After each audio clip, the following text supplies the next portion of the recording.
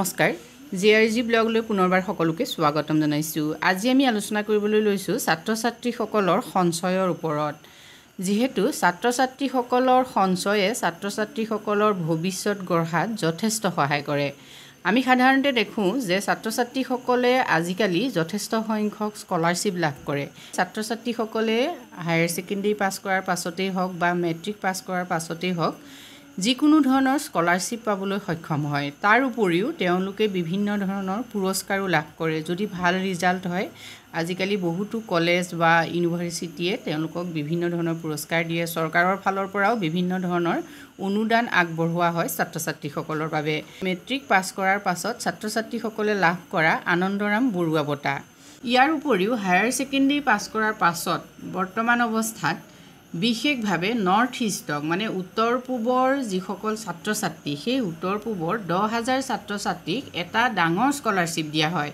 যিটো স্কলাৰশ্বিপৰ নাম হ'ল ঈশান উদয় স্কলাৰশ্বিপ, যিটো NSP জৰিয়তে দিয়া হয়, মানে যিটো নেশ্যনেল স্কলাৰশ্বিপ হয়, যিটো NSP মানে নেশ্যনেল স্কলাৰশ্বিপ পৰ্টেলৰ জৰিয়তে তাত অনলাইন কৰা হয়।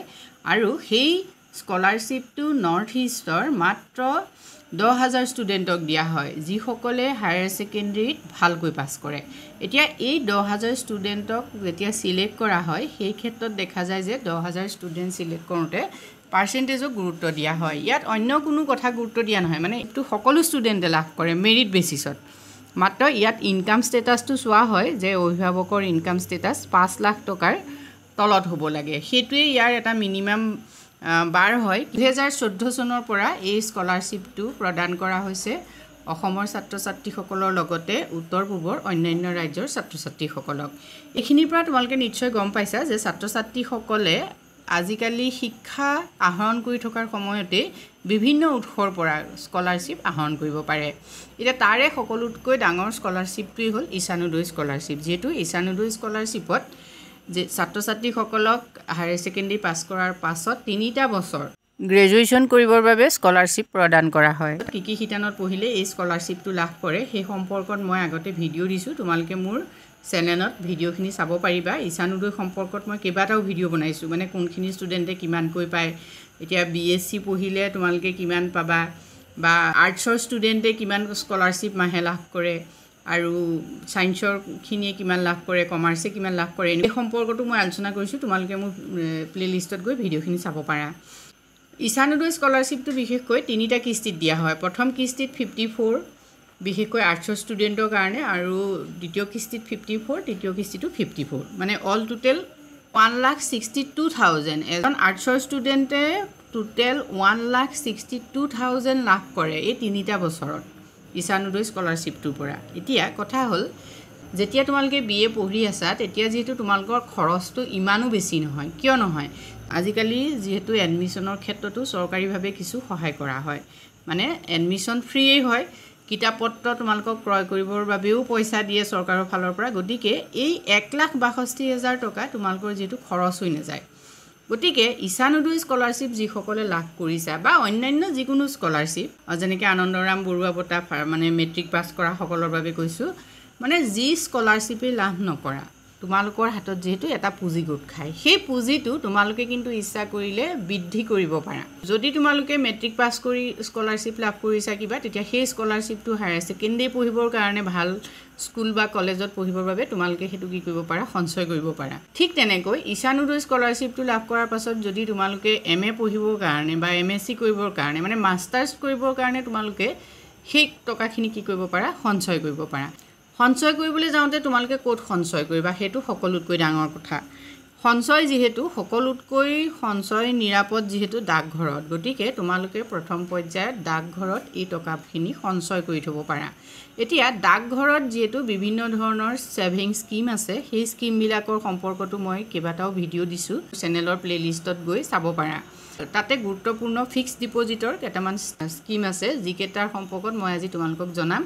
তোমালোকে খুব কম পৰিমাণে সঞ্চয় কৰিলেও, মানে ধৰি লোৱা 10,000 টকা সঞ্চয় কৰিলা, তেতিয়া তোমালোকে কিমান টকা লাভ কৰিবা মেচিউৰিটি পিৰিয়ডত সেই সম্পৰ্কে জানিব পাৰিবা। আৰু যদি তোমালোকে তেনেকৈ কম সময়ৰ বাবে সঞ্চয় কৰি সেই সঞ্চয়ৰ পৰা সুদ আহৰণ কৰি মানে প্ৰফিট যদি তোমালোকে লাভ কৰা, তেতিয়াহ'লে তোমালোকে পোৱা স্কলাৰশ্বিপটোৰ পৰা তোমালোকে বুদ্ধি অকণমান খটুৱালে কি কৰিব পাৰিবা আৰ্ণ কৰিব পাৰিবা আৰু সেই আৰ্নিংখিনিয়ে ইন ফিউচাৰ তোমালোকক যথেষ্ট সহায় কৰিব ডাকঘৰৰ তেনেকুৱা ফিক্সড ডিপ'জিট আঁচনিসমূহ কি কি প্ৰথমতে চোৱা কোনখনত তুমি সঞ্চয় কৰিলে কিমান টকা লাভ কৰিবা সেই সম্পৰ্কেও জানি লোৱা ডাকঘৰৰ ফিক্সড ডিপ'জিট আঁচনি ডাকঘৰৰ জনপ্ৰিয় আঁচনিসমূহৰ ভিতৰত ডাকঘৰৰ ফিক্সড ডিপ'জিট আঁচনি এই আঁচনিবিলাকত বিশেষকৈ ডাকঘৰৰ নিৰ্দিষ্ট সময়ৰ বাবে তোমালোকে কি কৰিব পাৰা টকা সঞ্চয় কৰি ৰাখিব পাৰা আৰু মেচিউৰিটি পিৰিয়ডত তোমালোকে সেই টকাখিনি সুদে মূলে ঘূৰাই পাবা ডাকঘৰৰ ফিক্সড ডিপ'জিট যিবিলাক আঁচনি হয় সেই আঁচনিবিলাকত এবছৰৰ মূৰে মূৰে সুদটো গণনা কৰা হয় ডাকঘৰত যিহেতু 1000 টকাৰ পৰা তোমালোকে সঞ্চয় কৰিব পাৰা মানে ফিক্সড ডিপ'জিট তোমালোকে 1000 টকাৰ পৰা কৰিব পাৰা মন কৰিবা ডাকঘৰত একাউণ্ট খুলিবলৈ যাওঁতে বিশেষকৈ ডকুমেণ্টছ কি লাগিব সেই সম্পৰ্কত যিহেতু বহুতে আগতে কমেণ্টটো কৰিছা ডাকঘৰত যদি তোমালোকে একাউণ্ট খুলিবলৈ যোৱা তেতিয়াহ'লে প্ৰয়োজনীয় বস্তুকেইটা হ'ল আধাৰ কাৰ্ড আৰু পান কাৰ্ড ফটো 3খনমান তোমালোকৰ লাগিব আৰু সেইখিনি লৈ গৈ তোমালোকে ডাকঘৰত এটা খুব সহজে একাউণ্ট অ'পেন কৰিব পাৰা 18 বছৰৰ ওপৰত যিকোনো প্ৰাপ্তবয়স্কই কি কৰিব পাৰে ডাকঘৰত ফিক্সড ডিপ'জিট কৰিব পাৰে এতিয়া পৃথকে অৰ্থাৎ একক একাউণ্ট আৰু যৌথভাৱেও একাউণ্ট তোমালোকে খুলিব পাৰা আৰু সৰ্বাধিক 3জনে একেলগে এটা একাউণ্টটো খুলিব পাৰা লগতে নাবালক শিশুৱে ডাকঘৰত ফিক্সড ডিপ'জিট কৰিব পাৰে কোনো বিশেষভাৱে সক্ষম ব্যক্তিৰ হৈ পৰিয়ালৰ যিকোনো সদস্যই এই একাউণ্ট খুলিব পাৰে 5 বছৰৰ বাবে যদি ফিক্সড ডিপ'জিট কৰে তেতিয়াহ'লে 80C অধীনত কৰ ৰেহাই পায় এনে ক্ষেত্ৰত ফিক্সড ডিপ'জিট যদি 1.5 লাখৰ ভিতৰত হয় তেতিয়াহে কিন্তু সেই সুবিধা লাভ কৰে তাৰ ওপৰত হ'লে কিন্তু কৰৰ ক্ষেত্ৰত এই ৰেহাই লাভ নকৰে মেচিউৰিটি সময়কাল এই ক্ষেত্ৰত এনেকুৱা হয় যে ডাকঘৰত ফিক্সড ডিপ'জিটৰ 4টা অপচন আছে মানে টিডি একাউণ্ট বুলি কয় যিহেতু ডাকঘৰত ফিক্সড ডিপ'জিটবিলাকক মানে টাইম ডিপ'জিট মানে সময় লৈ পেলাই ডিপ'জিট হয় কাৰণে এইটোক টাইম ডিপ'জিট একাউণ্ট কয় এতিয়া এবছৰৰ বাবেও কৰিব পাৰে এবছৰৰ বাবে ফিক্স কৰিলে এবছৰত মেচিউৰ হ'ব তেনেকৈ 2 বছৰৰ বাবে কৰিব পাৰে 3 বছৰৰ বাবে কৰিব পাৰে আৰু 5 বছৰৰ বাবে কৰিব পাৰে ডিপ'জিট একাউণ্টটো সম্প্ৰসাৰণো কৰিব পাৰি বিশেষকৈ মেচিউৰিটি পিৰিয়ডৰ পাছত আকৌ সেইটো ৰিনুৱেল হয় যদি উইথড্ৰ নকৰা তেতিয়াহ'লে তোমালোকৰ সেই একেটা ফিক্সড ডিপ'জিট আকৌ এবছৰৰ বাবে তোমালোকে ৰিনুৱেল কৰিব পাৰা সেই ক্ষেত্ৰত ডাকঘৰৰ পৰা নিৰ্দিষ্ট ফৰ্ম দিয়ে ফৰ্মখন 6 মাহৰ ভিতৰত যদি এবছৰৰ হয় 6 মাহৰ ভিতৰত পূৰাব লাগে যদি 2 বছৰৰ হয় 12 মাহৰ ভিতৰত পূৰাব লাগে এনেকৈ নিৰ্দিষ্ট সময়ৰ ভিতৰত এখন ফৰ্ম ফিল আপ কৰি দিব লাগে তেতিয়া ফিক্সড ডিপ'জিটটো ৰিনুৱেল হৈ যায় ডাকঘৰত কিন্তু ফিক্সড ডিপ'জিট কৰাৰ পাছত 6 মাহৰ আগতে কিন্তু এই ফিক্সড ডিপ'জিট বন্ধ কৰি দিব নোৱাৰে যদি 6 মাহৰ আগতে এই একাউণ্টটো বন্ধ কৰা হয় তেতিয়াহ'লে ডাকঘৰৰ যি সঞ্চয় একাউণ্ট আছে সেই সঞ্চয় একাউণ্টৰ যিটো সুদৰ হাৰ এতিয়া যেনে 4% চলি আছে 4% সুদৰ হাৰ তেতিয়া লাভ কৰিব মানে আল্টিমেট লোকচান হ'ব বৰ্তমান অৱস্থাত ডাকঘৰৰ ফিক্সড ডিপ'জিটবিলাকৰ সুদৰ হাৰ কিমান সেই সম্পৰ্কত চাই লোৱা যদি এবছৰৰ ফিক্সড ডিপ'জিট হয় তেতিয়া 6.90% হয় সুদৰ হাৰ 2 বছৰৰ ফিক্সড ডিপ'জিট হ'লে 7% 3 বছৰৰ 7.10% আৰু 5 বছৰৰ বাবে যদি ফিক্সড ডিপ'জিট হয় তেতিয়াহ'লে 7.50% সুদৰ হাৰৰ ক্ষেত্ৰত তোমালোকে আৰু এটা কথা জানি থোৱা সুদৰ হাৰ 3 মাহৰ মূৰে মূৰে সলনি হয় কিন্তু তুমি যিটো সুদৰ হাৰত একাউণ্টটো খুলিবা সেই সুদৰ হাৰে কিন্তু তুমি সদায় পাবা মানে ধৰি লোৱা এতিয়া 6.9 যদি তোমালোকে 6.9% সুদৰ হাৰ হৈ থাকোঁতে এটা ফিক্সড ডিপ'জিট আৰম্ভ কৰা মানে এটা বছৰৰ ওৱান টাইম ডিপ'জিটত তোমালোকে যদি 6.9%ত খোলা পিছত যদি 6.9 to 7 হয় তেতিয়াও তোমালোকে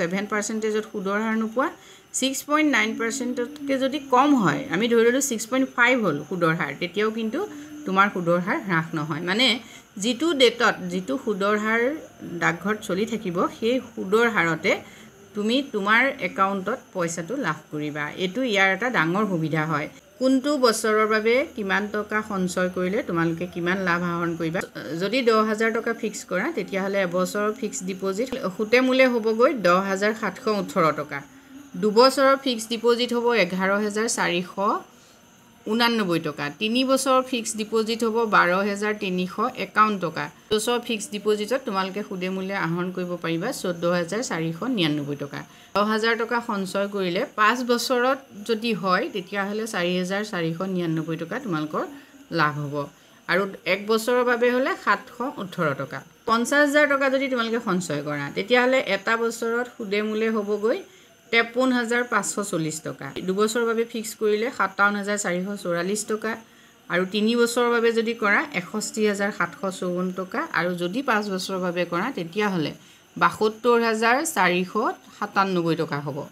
1 লাখ টকা যদি তোমালোকে ফিক্স কৰা এটা বছৰৰ বাবে তেতিয়া তোমালোকে সুদে মূলে মেচিউৰিটি পিৰিয়ডত লাভ কৰিবা 1,07,০৮১ টকা আৰু যদি 2 বছৰৰ বাবে কৰা তেতিয়াহ'লে 1,14,888 টকা আৰু যদি 3 বছৰৰ বাবে কৰা 1,23,508 টকা আৰু যদি 5 বছৰৰ বাবে তোমালোকে ফিক্স কৰা তেতিয়া 1,44,995 টকা সুদে মূলে লাভ কৰিবা।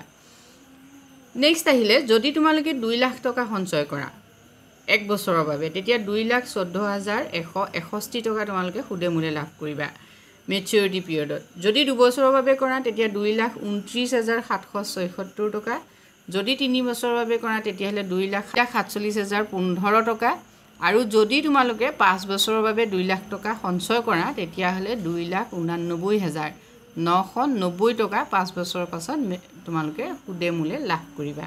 যদি কোনোবাই 5 লাখ টকা এটা বছৰৰ বাবে সঞ্চয় কৰে তেতিয়া সুদে মূলে এটা বছৰৰ পাছত লাভ কৰিবা 5,35,403 টকা আৰু দুটা বছৰত সেই ধনৰ পৰিমাণ হ'ব 5,76,441 টকা আৰু যদি 3 বছৰৰ বাবে কৰা তেতিয়া 6,17,536 টকা আৰু যদি 5 বছৰৰ বাবে তোমালোকে 5 লাখ টকা সঞ্চয় কৰা ফিক্স কৰা তেতিয়াহ'লে সুদে মূলে 5 বছৰৰ পাছত তোমালোকে লাভ কৰিবা 7,24,976 টকা। এনেদৰে তোমালোকে সঞ্চয় কৰি তোমালোকৰ পুঁজি বৃদ্ধি কৰিব পাৰা। কথাটো হ'ল আমি 5 লাখ টকালৈকে ইয়াত তোমালোকক জাষ্ট দেখুৱাইছোঁ, কিন্তু তোমালোকে মিনিমাম 10,000 পৰা কৰিব পাৰি।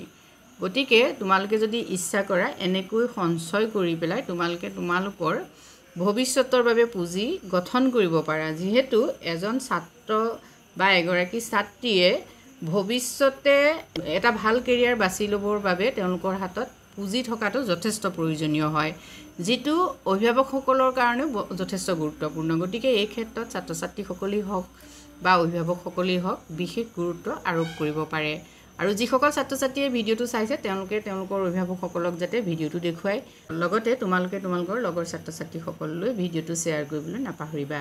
আজিলৈ ইমানেই, ধন্যবাদ।